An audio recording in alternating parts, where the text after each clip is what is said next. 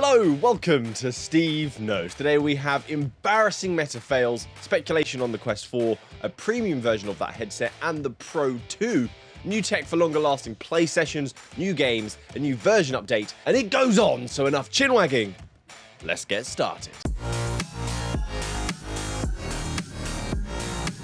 So it seems that Meta's pair of HUD display glasses that many of us were so anxiously waiting for and are expected to be coming out next year, partly because I was super excited to have a pair of super nerdy tech with a Rayban badge on it. It's a bit like Microsoft having a Gucci handbag that's also a laptop, is it? But it turns out, and this headline literally made me laugh, Meta's HUD glasses reportedly won't be Ray-Ban branded, as Luxottica balked at the thickness. Balked! Essilor Luxottica are the owner of the Rayban brand. They're known for luxury Italian eyewear. They took one look at Mark's glasses and thought, you are an embarrassment, mate. Balked! The glasses apparently weigh over double a normal pair, going from 30 grams to 70. This feels like they were trying to flog the CX-30 as a Ferrari. Shame, because the Ray-Ban Meta smart glasses are fantastic, especially Gen 2 with the AI integration. That would have been cool. It's losing a bit of its appeal, but let's see how good the tech is, because that's what really can't. No, it doesn't. That's not all that matters at all.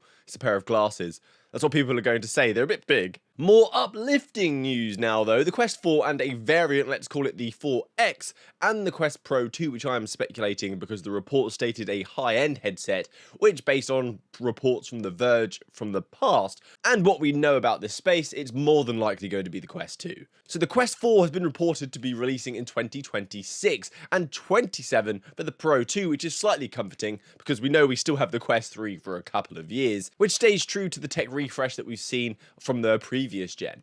The Quest 4 is rumoured to have a standard model and a premium model, and they are codenamed Pismo Low and Pismo High, so low end and high end. Could that be the 4S and the 4? Could it be the 4 and then a higher end model? Which again is true to form, because this is actually a beach in California, Pismo Beach. The Pro 2 is also codenamed La Yola, which is super sensual. I actually really love that name, but again is a beach in San Diego, California. And the Quest Pro 2, interestingly enough, should be releasing after the Quest 4. Maybe that's because I won't buy a Quest 4 if I have the Pro, but if I have a 4, I may buy the Pro. That's business smarts. Now, this story could be related to what we were just talking about. This is a story of Enovix supplying a new kind of battery that is able to hold a much larger charge for a market leader in the mixed reality space, which makes me think Apple or Meta. So this battery uses a 100% silicone anode instead of graphite, which enables denser energy storage, so more energy in the same space, as well as much faster charging. You may have heard this tech if you're into the EV scene, because it's going to be a big part of electric vehicles in future. An anode is the negative part of the battery where the loss of electrons takes place. Some companies boast this tech can give up to 10 times the capacity, which I'll take with a pinch of salt, and with this being leading tech, it's going to of course be more expensive. But as headsets have more sensors, you want better chipsets, they're going to demand more power. This is something we're going to need. And another reason that I'm leaning towards Meta is because Apple have been working on their own battery technology, the same tech, in-house since 2018, so why would they be calling up Enovix for one? Bro, it didn't really quite work out. Can we have a battery? A really cool sounding update now discovered for mixed reality. David Heaney from Upload VR, using 100% of his brain, has discovered that you are no longer bound to a single room in mixed reality. You can walk out of the realm of the four walls and explore the rest of your house in MR. So Meta's XR SDK update meant that developers could disable the safety boundary in mixed reality, as well as improvement to the accuracy and the range of the spatial anchors that they support in MR that enable the mixed reality experiences, so our assets understand the world that they're in, and they persist and stay there. They also have access to multiple mesh scenes that are stored on your headset, so they can leverage those maps in their mixed reality experiences to allow you to walk around the house. So each map would be a room in the house, but it's a bit rubbish because you need to then go and scan every single room before this tech is possible. The Vision Pro is always scanning and updating, so it can do this in real time. The Quest needs to update that, although power intensive, I am sure. And I do hate that I'm always like, the Apple Vision Pro can do it. I sound like a bloody child. I am hoping some developers can take advantage of this and I can leave that door over there. I'm stuck in the real world. I need to get back to the metaverse. I need to leave. There are also features already being shared for the version 68 update. We only just got version 67, so this is available in the public testing channel. I sadly do not have this update because every time I try and enter the public test channel, it says, no, this room is full. Go away. So I will be using references. Krishna on Reddit posted a video showcasing the new hand tracking update where Meta have removed the bulbs that you would normally have around your palm that would get thinner or larger when you squeezed and released your fingers, which initially I thought was there to give the user a better sense of where they are pointing or the action that they're invoking. But instead they removed that. We've got a new cursor and it's just the hand, so it looks more immersive and less like an experimental feature, I suppose.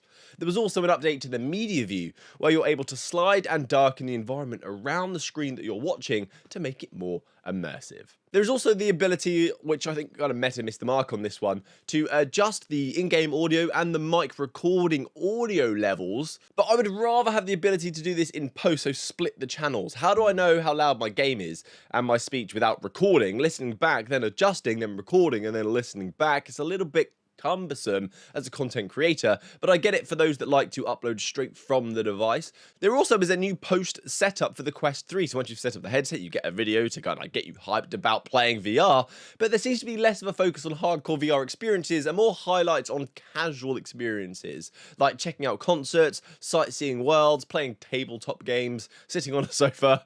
I don't use VR for any of those things, so I'm not really the core consumer. I'm already sold on the dream, I suppose. I'm playing VR all the time.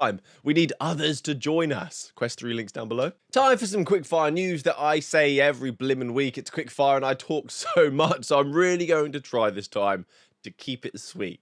The Netflix app is gone from the store. Instead, use your browser. You get high definition visuals, not 480p streaming. Plus, you can move your screen around wherever you want and use it in pass-through mode. So much, much better. Bye-bye app. Meta's CTO Andrew Bosworth predicted the 2031 Quest specs, which would be around the Quest 5 or the Quest 6, to have 40, 50 or 60 ppd, not very accurate, but that would be nuts. The Aero was 35 ppd, and that was the most clearest headset I've ever seen. Goodbye to the screen door. An FOV larger than 96. No value, okay, helpful, thanks Boz. And the weight to be between 200 and 300 grams and a 120Hz refresh rate. So what we have now, basically, complete rubbish. Why did I waste my time and your time reading that and then telling you about it? A classic VR game that dropped 7 years ago has made its way to the Quest. It is a platformer that seems to fall under the genre that I didn't even know existed, but it made perfect sense as soon as I heard its name. Metroidvania. So this game is called Witchblood from Hidden Path Entertainment. Looks to be like a dark platformer. There could be some mindless fun, and it's a crazy cheap price. This one I spoke about last week, but just a reminder, follow me on the Meta Horizon app where I post tons of gameplay snippets. Content I won't post on this channel because it's not really news related, and I often play games here that are gems or big titles, but on this page it's just about having fun in the moment, and I'm super loving it. You don't have that added pressure of making content, although I am making content. It's a little bit different, so I'm having tons of fun there. Anyway, that's it from me today, guys. Thank you so much for watching to the end of the video. Please consider hitting subscribe, joining me for next time. I hope there was something here for you to get excited for in the week to come. Have a great week. Happy gaming. Good day.